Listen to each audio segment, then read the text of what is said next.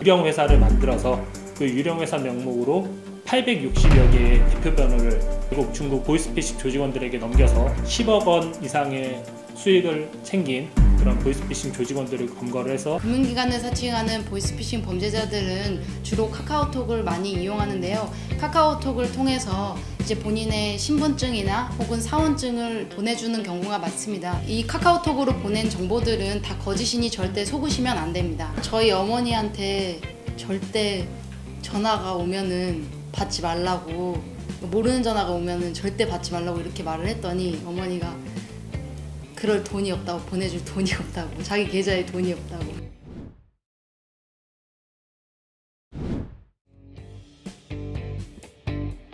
전화 가로채기 어플 혹은 이제 원격 조정 어플 등 악성 코드 프로그램을 이용해서 이제 보이스피싱 범죄가 이제 많이 발생되고 있는데요. 은행에다가 제가 이제 기존 대출금을 이제 상환하려고 하는 거죠, 어플을 통해서. 근데 사실상은 원격 조정을 통해서 남의 계좌, 그냥 보이스피싱 범죄자 계좌로 이제 돈을 송금하게 되는. 단순히 그 문자나 링크를 누르기만 하면 바로 설치돼요?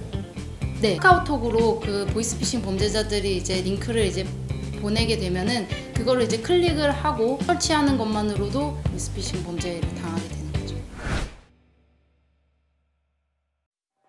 보이스피싱이 이용되는 대포 계좌를 유통하는 조직을 검거한 적이 있습니다. 개인 명의로 계좌를 개설한 것이 아닌 허위 법인 명의로 계좌를 개설해서 쉽게 해서 유령회사 명의로 계좌를 개설한 건데요. 약 40여 개의 유령회사를 개설을 해서 256개의 계좌를 2개 보이스피싱 조직원들에게 한 계좌당 300에서 500만 원을 받고 유통한 조직들을 검거를 하였습니다. 주변 사람들이나 지인들 또는 허위 법인들을 개설을 할 때 하는 핑계거리가 너네들한테 문제가 되지 않는다, 이건 간단하게 명의만 빌려주는 거다, 대신 돈 얼마를 주겠다 라고 얘기를 합니다. 보이스피싱이라고 콕 집어서 얘기하는 경우는 많지 않습니다. 대출을 위해서 법인을 개설해서 그 법인 명의로 대포 계좌 또는 대포 폰을 만들어서 유통을 하면 당신이 대출을 받을 수 있는 그런 여력이 되는 거다, 마치 회사를 운영하는 것처럼 된다, 그래서 대출이 가능하다라고 속이는 경우도 많습니다. 개인적으로 계좌를 빌려달라거나 하거나 개인 명의를 빌려달라고 하거나 대출을 위해서 또는 다른 명목으로 대포폰이나 대포계좌를 개설해달라고 하는 것은 100% 보이스피싱 조직에 많이 이용되기 때문에 특히 조심하셔야 될 것 같습니다.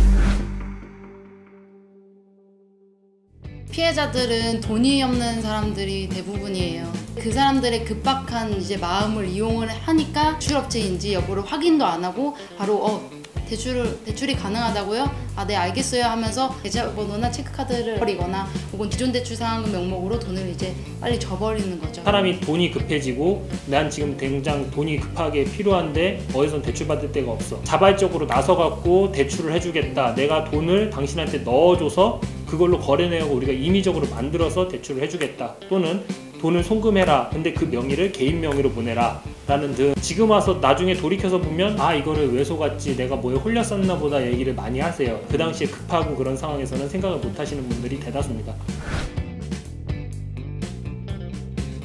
사람들이 잡고 이제 피해자들의 피해를 회복해주고 하는 모습을 보면 아들 같다, 아들 같은데 정말 고맙다, 아들도 이렇게 나한테 안 해줬는데 해줘서 정말 고맙다 라는 얘기를 들을 때 되게 뿌듯함을 느끼고요. 피해자들도 항상 저한테 이제 상담 전화가 오는데 왜 이렇게 빨리 못 잡냐고, 빨리 위치 추적을 해달라고 이렇게 하는데, 보이스피싱 범죄가 되게 영화처럼 한 번에 이제 뭐 위치 추적도 하고 이렇게 해서 검거하면 정말 좋겠지만은 저희 권한의 한계가 있기 때문에 그런 시간들이 오래 걸릴 수밖에 없는 거죠. 그래서 피해자분들이 많이 답답하기도 합니다.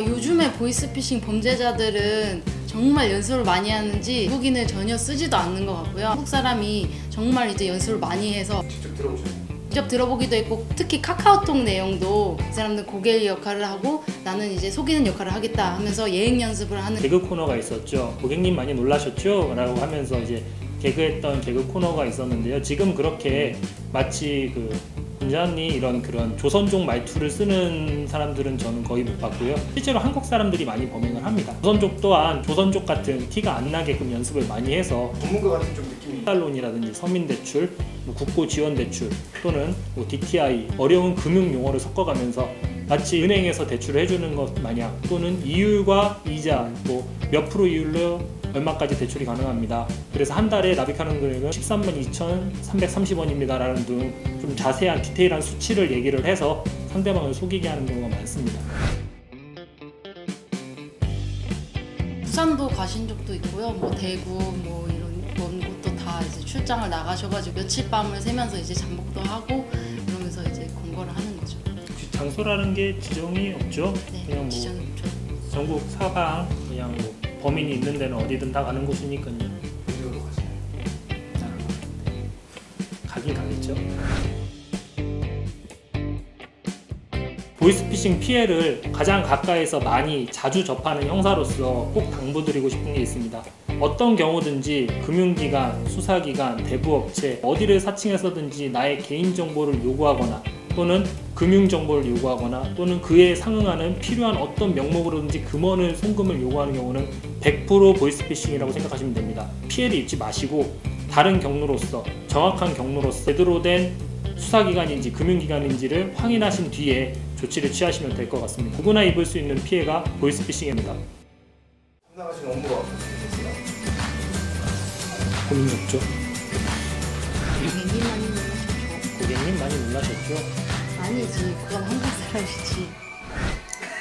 무슨 우리가 이거래.